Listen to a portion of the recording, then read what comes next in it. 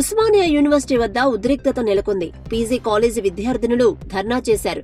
రాత్రి 2 గంటలకు 3 ఆగంతకులు తాగి లేడీస్ హాస్టల్లోకి వచ్చారని, హాస్టల్ వాష్రూమ్ వెంటిలేటర్స్ నుంచి చేతులు పెట్టి రమ్మని పిలుస్తున్నారని విద్యార్థినులు తెలిపారు. స్టూడెంట్స్ అందరం కలిసి ఒక వ్యక్తిని పట్టుకున్నామని అన్నారు. 2 పారిపోయారని చెప్పారు.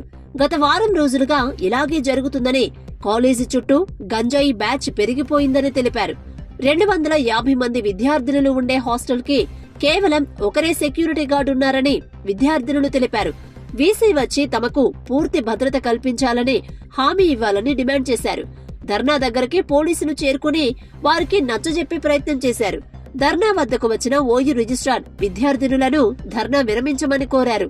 వీసీ వచ్చే వరకు ధర్నా విరమించబోమని స్టూడెంట్స్ తెలిపారు. చేతగాని వీసీ వెంటనే